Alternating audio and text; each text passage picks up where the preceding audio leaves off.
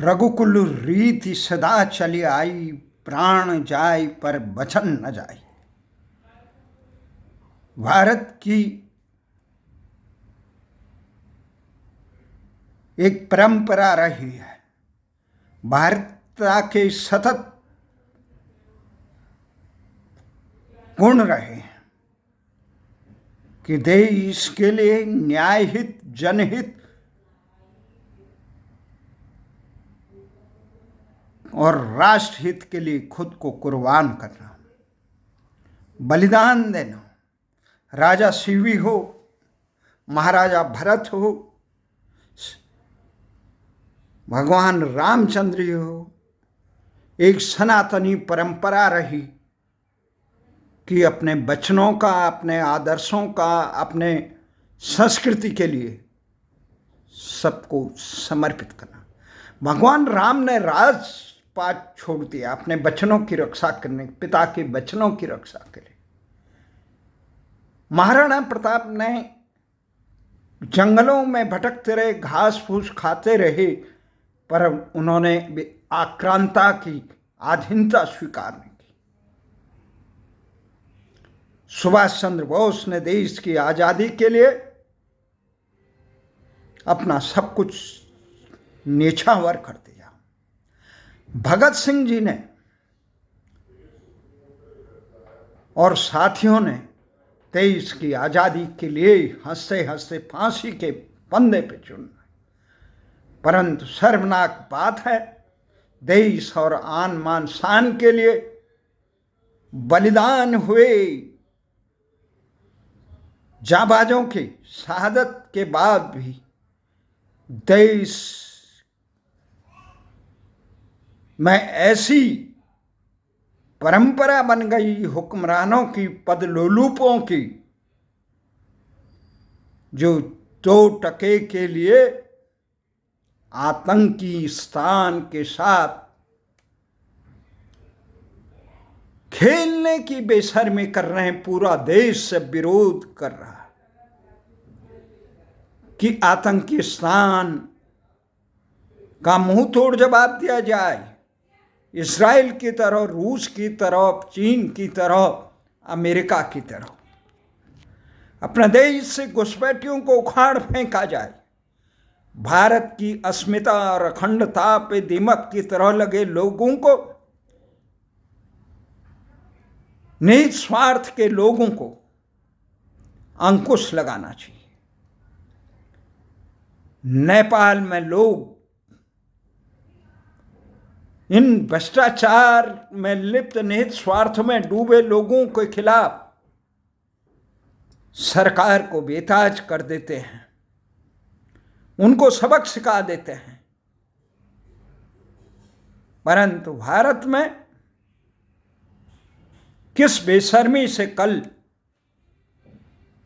पाकिस्तान के साथ Asia cup cricket खेला गया, अन्य खेल खेले जा रहे हैं। सरकार के कानों पे और इस आयोजन को कराने वाली संस्था और इसमें भाग लेने वालों पे कि जरा भी शर्म नहीं आई। चलो, ये सता लोलूप लोग एक तरफ हैं, परंतु वो राष्ट्रवादी संगठन जो देश की अस्मिता और भारत की अस्मिता के लिए संस्कृति के झंडे बरदार बनने थे, वो मौन क्यों रहे? टेंगड़ी जी जैसे भारतीय मजदूर संघ के नेता वाजपेयी सरकार के खिलाफ जो उनका देश के व्यापार के हितों पे चोट हो रहा था, श्रमिकों के हितों पे चोट हो रहा था, उसके खिलाफ खुलेआम आवाज उठाते, परंतु शमशान सा मौन, शर्मनाक मौन। देश के इन तथा कथित, कहाँ गए वो विद्यार्थी परिषद के लोग,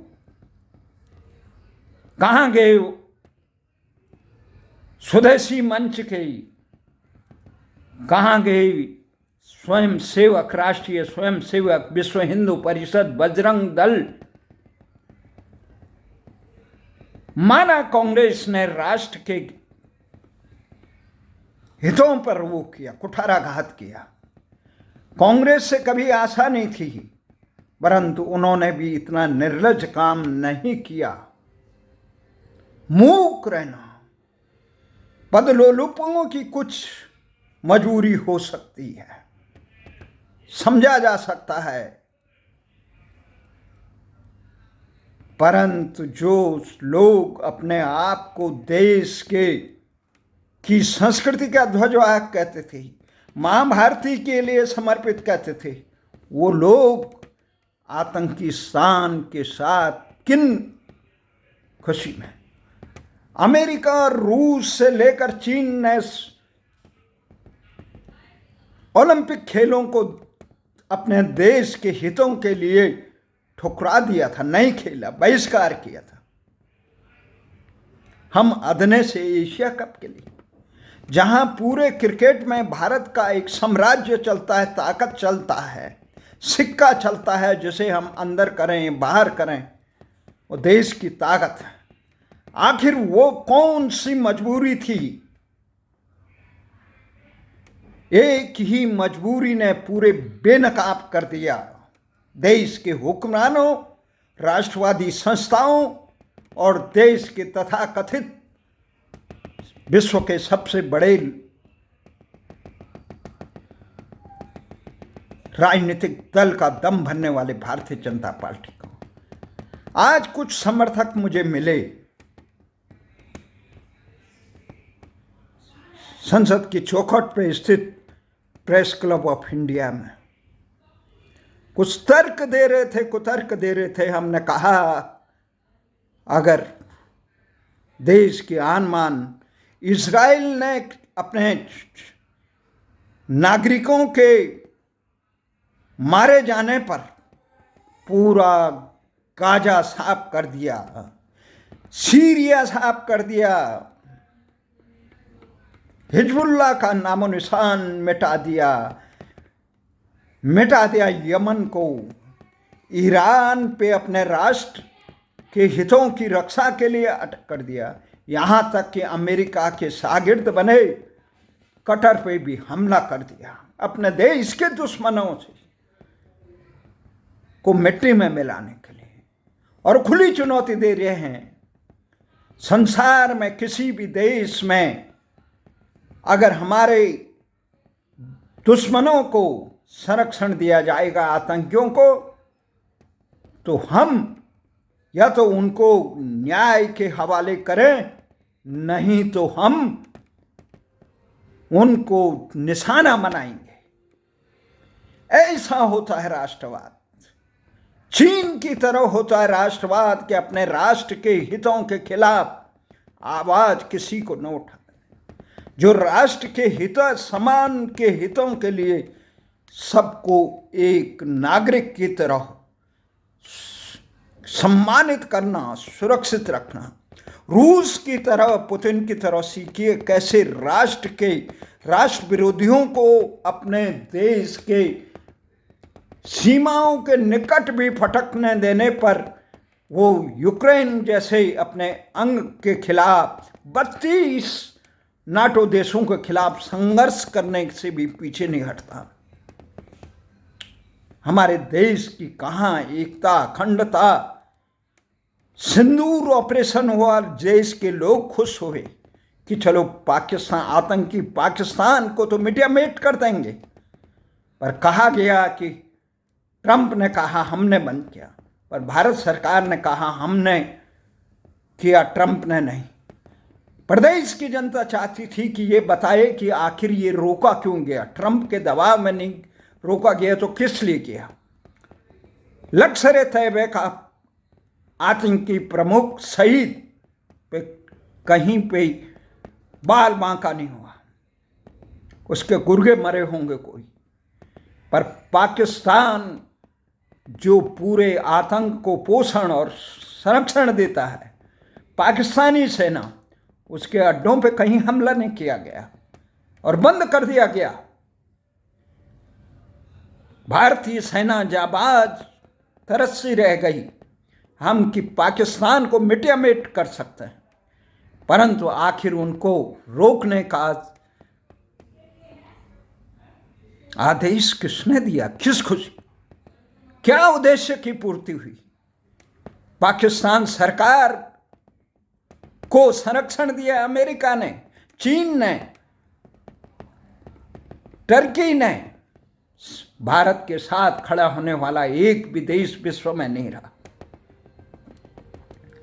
हम अपने आत्मसम्मान की रक्षा हम नहीं करेंगे जब 2% के लिए हम आतंकी पाकिस्तान से खेलेंगे। अमेरिका हमें धमकी दे रहा है कि आपने रूस से यूक्रेन पर हमला करने वाले रूस से तेल क्यों खरीदा? हम अमेरिका को पलटवार नहीं कर सकते, करने की हिम्मत नहीं है, सूझ नहीं है, दिशा नहीं है, मार्गदर्शन नहीं है कि भारत को आतंक से तबाह करने वाले और विश्व में आतंकी स्थान को संरक्षण देने का काम करने वालों के भारत उन पे दंडनात्मक कराधान लगाएगा। जब आप बोलोगे नहीं तो करेंगे कहां से? ये बहुत बड़े शर्मनाक। और ये केवल नहीं, ये केंद्र सरकार में नहीं चल रहा है, ये नीचे स्तर पर चले गया। किस ढंग से बेशर्मी से कुछ लोग खबरिया चैनलों में क्रिकेट खेलने का समर्थन कर रहे थे, किस प्रकार से कुछ लोग इस मैच को देख रहे थे। बाद में अपनी इज्जत बचाने के लिए कहा कि भारतीय क्रिकेट टीम ने हाथ नहीं मिलाया पाकिस्तान। अरे हाथ क्या नहीं मिलाया? देश का आत्मसम्मान तो अपने जिस आतंकी का पूरे संसार में बहिष्कार करना था पाकिस्तान, उसके साथ क्रिकेट खेल लो। देश की आन मान सम्मान और एकता अखंडता का कोई वो नहीं, देश के जांबाजों की बलिदानों का कोई कीमत नहीं। आपके लिए क्रिकेट 2% के लिए सबसे महत्वपूर्ण हो गया। बहुत दुख होता।